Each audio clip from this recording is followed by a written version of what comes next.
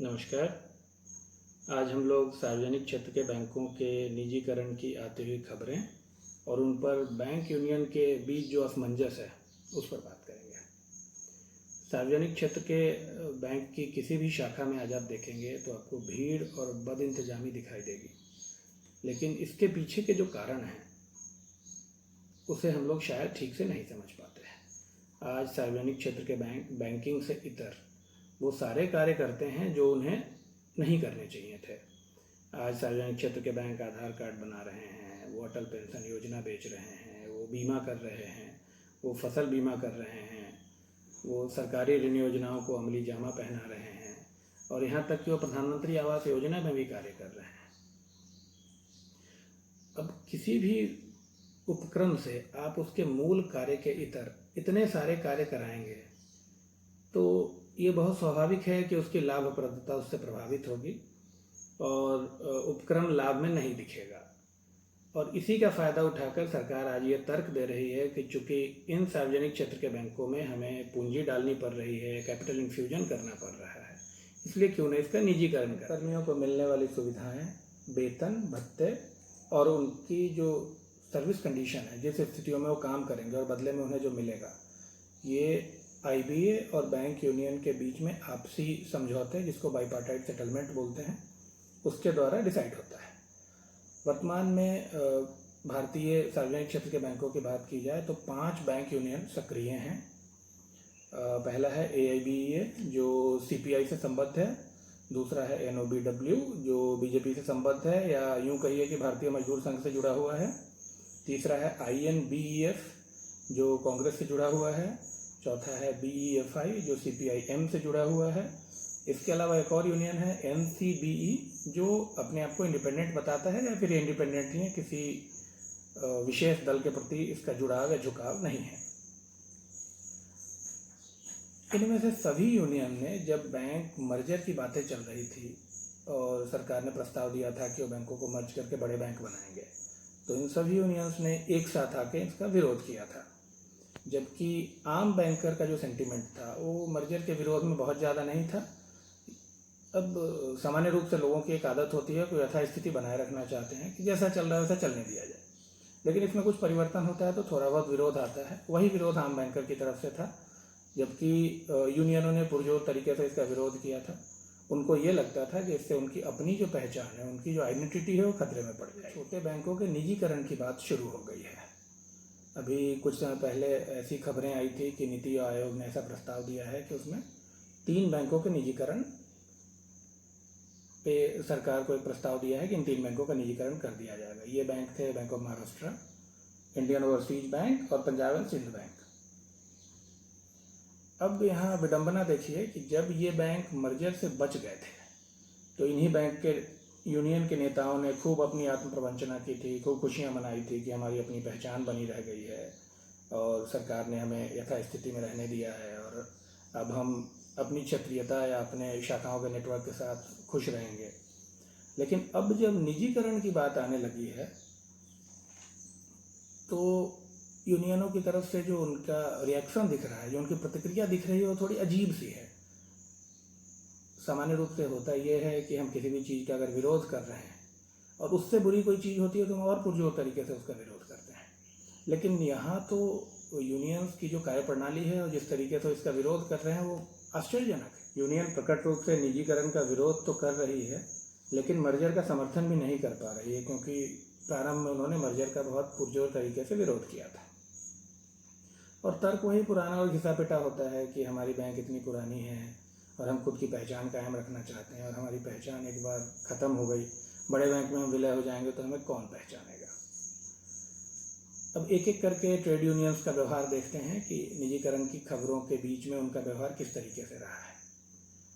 सबसे पुराने union AIBEA और BEFI ने खुले तौर पर तो विरोध किया है, लेकिन विरोध की इंटेंसिटी बहुत ज़्यादा नहीं है। मतलब ऐसा नहीं है कि पूरी ताकत लगाई गई है, लग रहा है सिर्फ विरोध करने के लिए विरोध किया गया है। जब यूनियन नेताओं से इसके बारे में बात की जाती है तो एक तर्क देते हैं कि सरकार को इसके लिए कानून में बदलाव करना पड़ेगा और कानून में बदलाव का जो रास्ता है वो संसद से होकर गुजरता है और जब संसद में प्रस्ताव आएगा तो हम पुरजोर तरीके से इसका विरोध करेंगे। लेकिन विडंबना ये है कि AIBEA और BEFI से जिन पार्टियों का संबंध है, जो पार्टियां इससे संबद्ध है, स्पेशली CPI और CPIM, इन दोनों पार्टियों के किसी बड़े नेता ने अभी तक निजीकरण के विरोध में एक शब्द नहीं कहा है। उनकी पुरानी लाइन रही है कि सार्वजनिक क्षेत्र के उपकरण सार्वजनिक क्षेत्र में ही रहने चाहिए, लेकिन अभी इन खबरों के बाद किसी भी बड़े नेता का ऐसा कोई बयान नहीं आया है कि सार्वजनिक क्षेत्र के बैंकों का निजीकरण न किया जाए। NCBE और INBEF की भी रही है। INBEF कांग्रेस का एक्सटेंडेड आर्म है, या यूँ कहिए कि ये जो बैंकिंग ट्रेड यूनियन है वो कांग्रेस से संबंध है। उसके बावजूद कांग्रेस के भी किसी बड़े नेता ने सिर्फ प्रियंका गांधी वाड्रा के अलावा इस पर कुछ भी नहीं कहा है, कोई भी पुरजोर तरीके से विरोध नहीं हुआ है। और कांग्रेस तो खैर विपक्ष के रूप में कहीं भी दिखती नहीं है, तो सड़क पे भी नहीं दिख रही है, और संसद में उनका क्या रहेगा, वो तो संसद में अगर ये प्रस्ताव आएगा उस पर उसके बारे में तब बात की जाएगी। सबसे हुआपोह की स्थिति NOBW की रही है।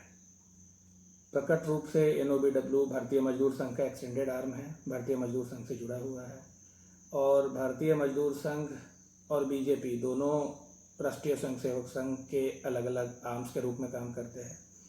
अब यहाँ विडंबना देखिए कि RSS से जुड़ी हुई भारतीय जनता पार्टी निजीकरण का कार्य कर रही है, और RSS से जुड़ा हुआ भारतीय मजदूर संघ इसके विरोध में उतर आया। अब ये विरोध है या फिक्स गेम है, ये कहना थोड़ा मुश्किल है। लेकिन ये बात किसी को हजम नहीं होगी कि आप ही का आनुषंगिक संगठन ये सारी योजनाएं लागू कर रहा है और आप इसका विरोध कर रहे हैं। इसमें एक और ध्यान देने योग्य बात यह है कि जिन 3 बैंकों के निजीकरण की बात चल रही है, उसमें 2 बैंक 2 अलग अलग राज्यों में बड़े मजबूत तरीके से अपनी उपस्थिति दर्ज कराते हैं, बैंक ऑफ महाराष्ट्र और Punjab and Sindh bank. Punjab and Sindh bank की शाखाओं का जब आप नेटवर्क देखते हैं तो ये पंजाब में बहुत ही केंद्रित है, और पंजाब में इसकी शाखाओं की संख्या काफ़ी है। बैंक ऑफ महाराष्ट्र की जब आप बात करेंगे तो बैंक ऑफ महाराष्ट्र की कुल शाखाओं का अधिकांश हिस्सा महाराष्ट्र से आता है। महाराष्ट्र में ये SLBC कन्वेनर भी है ये बैंक, मतलब शाखाओं की दृष्टि से महाराष्ट्र का ये सबसे बड़ा बैंक है। उसके बावजूद मराठी अस्मिता की बात करने वाली पार्टियां कहीं से भी निजीकरण के विरोध में मुखर होकर नहीं आई है। मराठी अस्मिता के नाम पर हमेशा हंगामा मचाने और लड़ाई झगड़े के लिए तैयार रहने वाले दल, खासतौर से शिवसेना और मनसे, राज ठाकरे जी की पार्टी, इन दोनों पार्टियों के किसी भी नेता का निजीकरण के विरोध में पिछले दिनों कोई बयान नहीं आया है। जबकि केंद्र में और इन राज्यों में विरोधी दलों की सरकार है। केंद्र में भारतीय जनता पार्टी है, जबकि महाराष्ट्र में शिवसेना, कांग्रेस और NCP की संगठन की सरकार है, मिलीजुली सरकार है, और पंजाब में देखेंगे तो कांग्रेस की खुद की सरकार। तो इसका मतलब यह निकाला जाए कि सामाजिक और आर्थिक विकास के एक यंत्र के रूप में सार्वजनिक क्षेत्र के बैंकों की प्रासंगिकता समाप्त हो चुकी है, और वोटर को प्रभावित करने की क्षमता या वोटर को प्रभावित करने वाले कारक के रूप में सरकारी योजनाओं का जैसे पहले प्रयोग किया जाता था, उसकी भी अभी कोई महत्ता नहीं रही है। या शायद लोक कल्याण मार्ग में जो सरकार चल रही है, उस सरकार के लिए लोक कल्याण कोई अब अवधारणा नहीं रह गया है। उनको लगता है कि वोटरों को प्रभावित करने के लिए या चुनाव जीतने के लिए सिर्फ हिंदू मुसलमान या पाकिस्तान चीन ही काफ़ी होगा। सार्वजनिक क्षेत्र के बैंकों का अगर निजीकरण कर दिया जाएगा तो निजीकरण के पश्चात तो बैंक मुनाफे के लिए काम करेंगे। अभी जो उनके ऊपर सरकारी योजनाओं का इतना बोझ है और उनसे ज़बरदस्ती ये सब काम कराए जाते हैं जिससे उनका कोई लेना देना नहीं है, और जिसकी वजह से कहीं ना कहीं उनकी लाभप्रदता भी प्रभावित होती है, तो फिर तो सार्वजनिक क्षेत्र के बैंकों के द्वारा जो कहा जाता है कि ये विकास के कारक होते हैं या फिर रूरल इकोनॉमी में इनका बड़ा योगदान होता है और ग्रामीण क्षेत्रों में जो भी विकास आ जाया है उसमें इन बैंकों का बड़ा योगदान है, ये सब कहने सुनने की बातें रह जाएंगी। इसके अलावा बैंक कर्मियों से बात करके और भी कुछ चीज़ें सामने आती हैं। कई बार उनका कहना होता है कि हमारे यूनियन के जो नेता हैं वो काम नहीं करते हैं जो उन्हें करना चाहिए। वो किस चीज़ का विरोध करते हैं और किस चीज़ का समर्थन करते हैं उनके द्वारा ही तय किया जाता है। ज़मीनी स्तर पे जो लोग हैं, ज़मीनी स्तर पे जो आम बैंकर है, उससे इसके बारे में ना तो कोई राय ली जाती है ना कुछ पूछा जाता है। मतलब एक तरीके से यूनियन में आंतरिक लोकतंत्र की बहुत कमी है, डिक्टेटरशिप जैसा चलता है। साथ ही और भी कुछ चीज़ें आती है ढके छुपे शब्दों में, तो लोग यहाँ तक कहते हैं कि यूनियन में जो बड़े पदों पे काबिज लोग हैं, जो नेता लोग हैं, उनमें से अधिकांश रिटायर हो चुके हैं और फिर कुछ जो बचे हैं वो रिटायरमेंट के करीब हैं। तो निजीकरण और बाकी चीज़ों से और सर्विस कंडीशन से उनका कुछ लेना देना नहीं है, इसलिए वो अपनी दुनिया में मस्त रहते हैं और उनको कुछ मतलब ही नहीं है कि आज बैंक की सेवा स्थितियाँ कैसी है या उसका क्या प्रभाव होने वाला है आम बैंकर पे, उसकी क्या हालत हो रही है। पक्षीय समझौते या बाइपार्टाइट सेटलमेंट की ही बात कर लें, जिसके द्वारा बैंकर्स के वेतन भत्ते और बाकी चीज़ों का निर्णय होता है। अभी लगभग 3 साल से ये मामला लंबित है और इस पर आज भी न तो कोई आम राय बन पाई है न ये समझौता हो पाया है। मतलब वेतन और वृद्धि बैंक कर्मियों के पिछले 3 साल से लगभग लंबित है। अब इस परिस्थिति में बैंक कर्मी किस तरीके से सोसाइटी के लिए अपना योगदान देंगे, उनके ऊपर निजीकरण की भी तलवार लटक रही है, जॉब सिक्योरिटी भी नहीं बची है और यूनियन ऐसे दोहरे मानदंड और दोहरी मानसिकता के साथ काम कर रही है। तो सरकारी बैंक में बैंक का भविष्य क्या होगा वो तो पता नहीं है, लेकिन बैंक कर्मियों का भविष्य बिल्कुल उज्जवल नहीं दिख रहा है।